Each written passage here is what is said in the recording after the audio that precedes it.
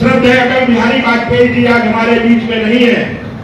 कभी कांग्रेस के जमाने में लोगों को जीते जी भारत रत्न मिल जाता था, लेकिन कभी बाबा साहब भीमराव अम्बेडकर जी को जिन्होंने संविधान लिखा उनको नहीं मिला। लेकिन जब श्रद्धेय अटल बिहारी वाजपेयी जी की साझे की सरकार होती है तो बाबा साहब भीमराव अम्बेडकर जी को भारत रत्न देने के लिए जिन्होंने सदन में विषय रखा था और दिलाने का काम किया था, ऐसे बाबा साहब भीमराव अम्बेडकर जी की इस जयंती के ऊपर हम सभी लोग आज इस गोष्ठी में उपस्थित हुए हैं।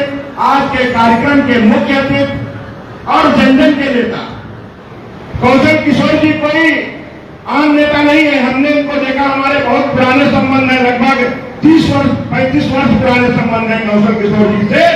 तो इनको हमने नीचे से जमीन से उठ करके लोगों की लड़ाई, कैसे समता मूलक समाज बने, गांव गरीब किसान झुग्गी झोपड़ी में रहने वाला इंसान, महिलाओं की सुरक्षा सम्मान और गधे कुचले और दलितों के उत्थान की लड़ाई लड़ते हुए हमने देखा है। कौशल किशोर जी को एक विधायक के रूप में भी देखा है, एक सांसद के रूप में देखा है और एक मंत्री के रूप में देखा है।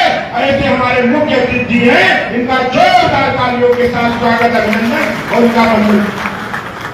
हमारे जनपद के लोकप्रिय जिला अध्यक्ष जी, उनका भी हम चाहेंगे जोरदार तालियों के साथ स्वागत सम्मान होना चाहिए, क्योंकि निरंतर हम लोगों को भी बुलाते रहते हैं, आप सबसे भेंट होती रहती है। नहीं तो मैं तो बहुत किनारे का विधायक हूँ, एकदम बहराइच और लखीमपुर और बाराबंकी बॉर्डर का हूँ, लेकिन जिला अध्यक्ष जी का आग्रह रहता है कि नहीं विधायक जी आपको आना है, तो आप लोगों से भी हम लोगों का राम राम हो जाता है, जुड़ाबंदी हो जाती है। इसलिए जिला अध्यक्ष जी का भी जोरदार तालियों के साथ स्वागत है।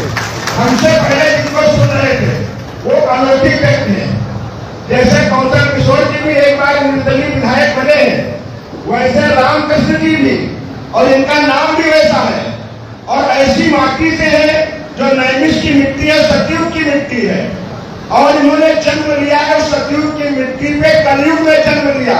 तो दो युग हो गए, सतयुग और कलयुग, राम त्रेता युग, कृष्ण द्वापर युग, तो चारों युग, जो चारों युग जिसमें समाहित हो, ऐसे रामकृष्ण जी का भी जोरदार तालियों के साथ स्वागत और अभिनंदन। मैं सबके बारे में बोल सकता हूँ, सबको पहचानता हूँ, लेकिन इस लाइन से लेकर के इधर से सब हमारे ब्लॉक प्रमुख गण बैठे हैं, जिला पंचायत के सदस्य गण बैठे हैं, और हमारे सामने नारी शक्ति बैठी हुई है, हमारे सभी भाई बंधु बैठे हुए हैं, हमारे बड़े भाई राकेश सिंह जी भी बैठे हुए हैं। इन्होंने भी अनुसूचित वर्ग की बहुत लड़ाई लड़ी, इनको भी मैंने लड़ते हुए देखा है। हमारे पत्रकार बंधु हैं, मैं आप सभी लोगों का हृदय की गहराई से अभिनंदन करता हूँ, वंदन करता हूँ, आप सबका अभिवादन करता हूँ, आप सबको प्रणाम करता हूँ। मित्रों, आज हम बाबा साहब, भारत रत्न बाबा साहब भीमराव अम्बेडकर जी की जो जयंती, जिस जयंती को एक दिन के लिए नहीं, 14 तारीख से लेकर के 30 तारीख तक, ये भारत के इतिहास में और सभी राजनीतिक दलों के इतिहास में जो पूरा पखवाड़ा 15 दिन का होता है, ये अगर कोई बनाने का कार्य कर रहा है तो आदरणीय नरेंद्र मोदी जी की दिल्ली की सरकार और उत्तर प्रदेश में योगी जी की सरकार और भारतीय जनता पार्टी जन जन तक हम लोगों को ये निर्देश है कि गांव गांव में जाकर के, ये नहीं पहली बार है, ये अनवरत जब से हम लोग काम कर रहे हैं, क्योंकि मैं भी 2 बार जिला अध्यक्ष रहा हूँ, अनवरत आगे बढ़ करके हम ऐसे अपने लोगों के बीच में जो बाबा साहब भीमराव अम्बेडकर जी का सपना था, वो सपना था कि समता मूलक समाज कैसे बने। बाबा साहब भीमराव अम्बेडकर जी 14 अप्रैल सन 1891 में एक बहुत ही छोटे गरीब परिवार में मध्य प्रदेश में इन्होंने जन्म लिया। इनकी उसके बाद इनकी शिक्षा नागपुर में हुई, नागपुर के बाद बॉम्बे में, बम्बई में हुए, और इतने वो प्रभावशाली थे, इतने वो प्रतिभावान थे, इतने अलौकिक वो पुरुष थे, हम ये कह सकते पुरुष में उनकी गिनती नहीं, महापुरुष थे। और वो जो महापुरुष, उनकी पढ़ाई गोल्ड मेडलिस्ट थे, और उनकी शिक्षा को लेकर के गायकवाड़ एक जो राजा होते थे उस जमाने के, वो ब्रिटिश शासन था, अंग्रेजों का शासन था, कुछ लोग गवर्नर भी कहते थे वहां के राजाओं को, उन्होंने अमेरिका भेजा और उनको इतना अपनी पढ़ाई के बल पे भेजने का काम उन्होंने किया, लेकिन आगे वो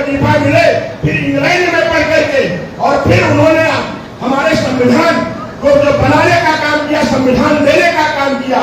ऐसा कोई अलौकिक पुरुष नहीं हुआ जो संविधान हमें बाबा साहब भीमराव अम्बेडकर जी ने दिया है, और उसी की गोष्ठी में आज हम सब लोग आपके बीच में हैं।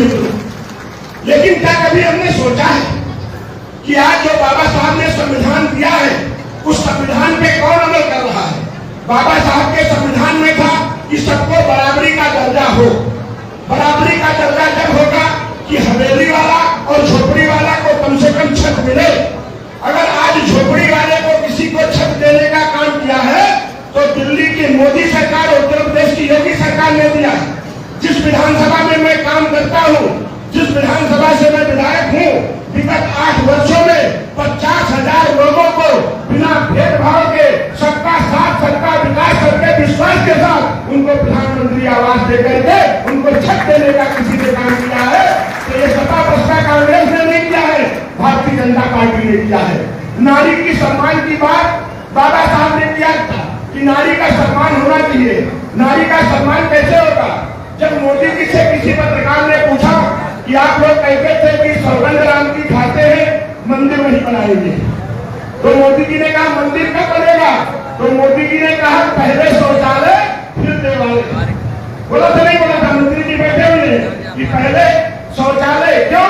क्योंकि जो हमारी नारी शक्ति है, जिसकी हम 9 दिन की उपासना करते हैं, जिसकी हम पूजा करते हैं, वो खुले में शौच के लिए जाती है। लुच्चे लफंगे उनको ताकने का काम करते हैं। वो इंतजार करती है सूर्यास्त होकर हम शौच के लिए जाए।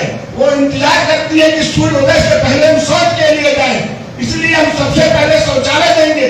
और मोदी जी ने ऐसे हमारे जनपद सीतापुर को भी हमारी विधानसभा की अगर बात करें, कम से कम 2.5 लाख लोगों को हम लोगों ने 2 लाख कुछ समथिंग के आसपास शौचालय हुए अपने जनपद सीतापुर में। लगभग 7-8 लाख शौचालय उन लोगों को देने का किसी ने काम किया है, तो भारतीय जनता पार्टी ने किया है।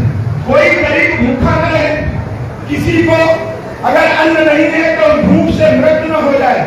ये भी बाबा जी का सपना था कि बड़े आदमी तो खाए, लेकिन गरीब आदमी के पास क्या है? गरीब आदमी भूखे मर रहा है, उसको मजदूरी मिलेगी कि नहीं मिलेगी? उसको काम मिलेगा कि नहीं मिलेगा?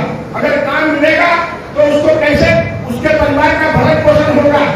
आज उन यूनिट के हिसाब से अंत्योदय के अंतर्गत कि अंत के व्यक्ति का कैसे उदय हो, उसको लेकर के प्रत्येक महीने में उस व्यक्ति को राशन देने का, और कोविड जैसे काल में, महामारी के काल में महीने में 2-2 बार निःशुल्क रूप से अगर किसी ने राशन देने का काम किया है तो भारतीय जनता पार्टी ने किया है। श्रद्धेय अटल बिहारी वाजपेयी जी ने अंत्योदय के कार्ड दिए थे, और मोदी जी ने उसके ऊपर हर लोगों को अटल जी के जमाने से मिल रहा है। लेकिन याद करिए, जब उत्तर प्रदेश में सपा की सरकार थी, दिल्ली में मोदी जी की सरकार थी, इसी उत्तर प्रदेश में आपका जनपद सीतापुर छूटा नहीं है। ये सम्मानित मंच बैठा हुआ है, जो गरीबों का राशन दिल्ली की सरकार दे रही थी। इन समाजवादी पार्टी के लोगों ने, प्रभावशाली लोगों ने, जिसमें विधायक और बड़े बड़े लोग शामिल थे, उन दलालों ने इन गरीबों का गल्ला खा करके और बाहर से ट्रेनों से लाद करके बाहर फेंकने का काम किया था।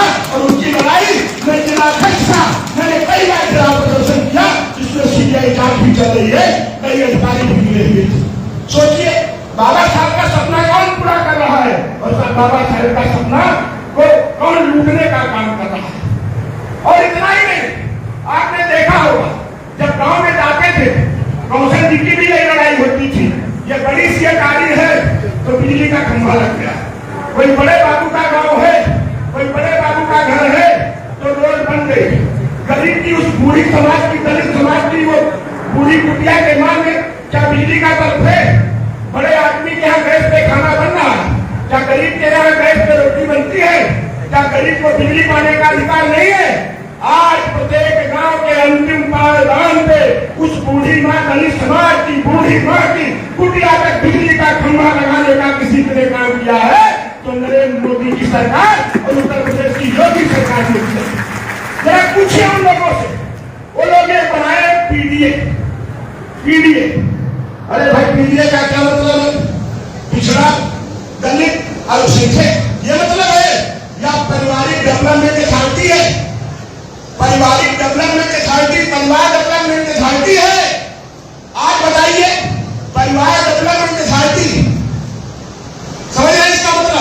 कि परिवार कैसे डेवलप हो।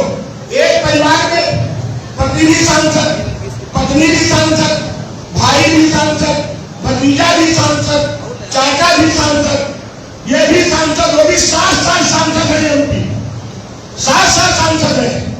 किस तरीके को आपने वहां पे बना दिया।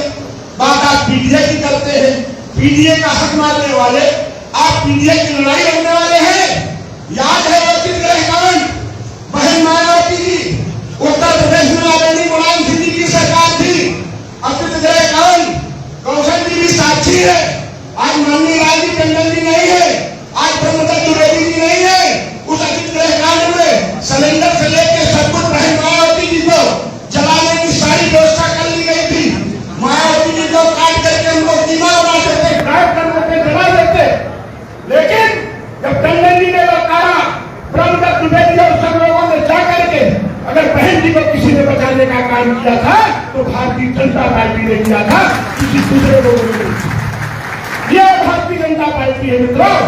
भारतीय जनता पार्टी आपके चेहरे पे मुस्कान देखना चाहती है। याद करिए, आज हमारे उत्तर प्रदेश के यशस्वी मुख्यमंत्री योगी आदित्यनाथ जी कुंभ जैसे जहां 140 करोड़ की आबादी हो, जहां 45 करोड़ की तैयारी हो और 66 करोड़ से ज्यादा लोगों ने कुंभ में डुबकी लगा करके यह एहसास कराया कि 144 वर्ष बाद ऐसा कुंभ आ रहा है और इस कुंभ में कहीं छूटे न रहेगा।